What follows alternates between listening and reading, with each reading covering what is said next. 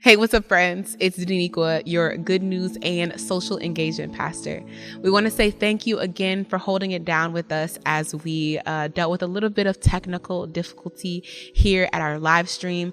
We're going to be working on it throughout the week to make sure that we are up and running next week. So join us again.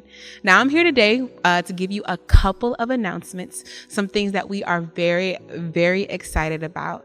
I know that most of you should know that we are in kind of like a lineup of celebrating Martin Luther King Jr.'s his legacy of life. Now, some of you who may be newer to our congregation might be like, why are we doing so many programs around Martin Luther King? Aren't we supposed to be celebrating Jesus here? Well, we do. We celebrate Jesus every single day.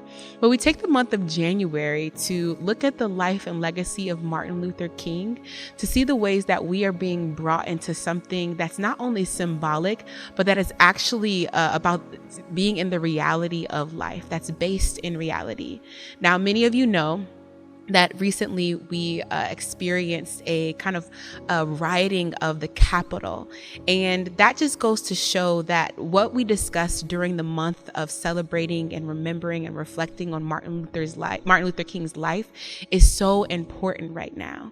In an article in 1983, Coretta Scott King, Martin Luther King's wife, she actually said that she doesn't want Martin Luther King's celebration day on his birthday to just be about him as a symbol, but actually about what it means to be about philosophy and about strategy, about planning, about moving towards a world that benefits everyone sociologically and also economically.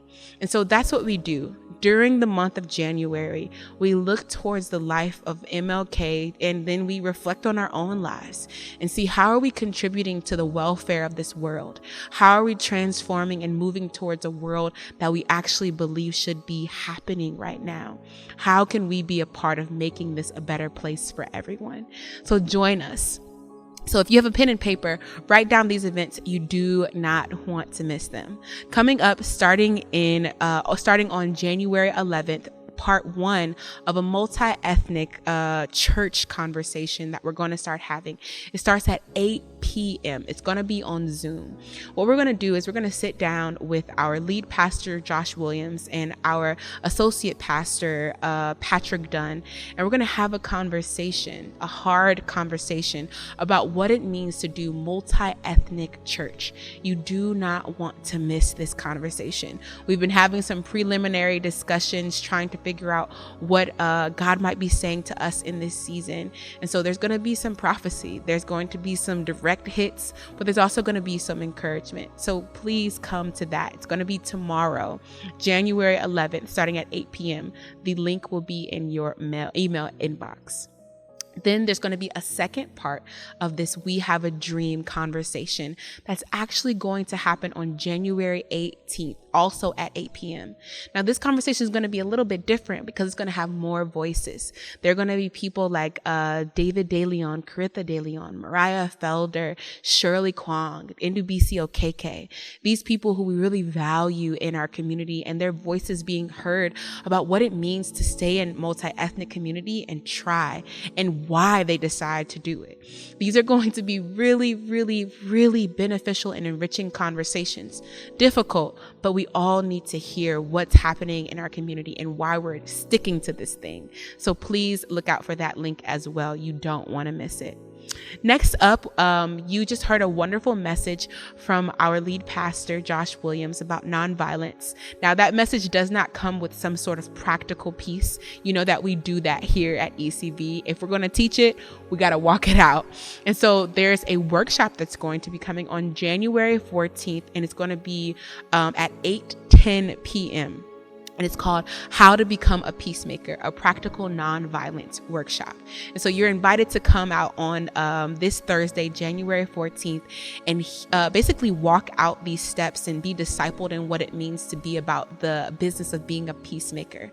This is actually a workshop that's going to be running every Thursday until the end of this nonviolence series. So please come out, please come learn, and be transformed. Now, finally, this is one of my favorite events in all of ECB all year. No shade to anyone else in the events that they hold, but it's the night of joy, the night of joy. Now, I know that at this moment, it's like, man, like, how do we have joy in the midst of all of the political calamity that's happening in the middle of a pandemic? I don't know how we have it, but Jesus says that we still can. And so we're going to try to.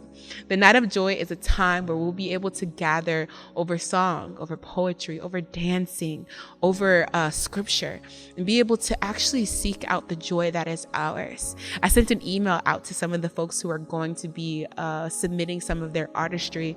And in the email, I explained that this time of giving over their giftings is just a kick to the enemy that no matter what, we're going to try our hardest to come up against the empire of evil through joy, through what it means to hold on to faith that God is a deliverer and that he's coming to be Emmanuel with us. And so those are the end of our announcements. We're so grateful that you joined us for service today. We hope that you have a wonderful week, and we look forward to seeing you next week as well. Bless you all, and I look forward to seeing you. Bye.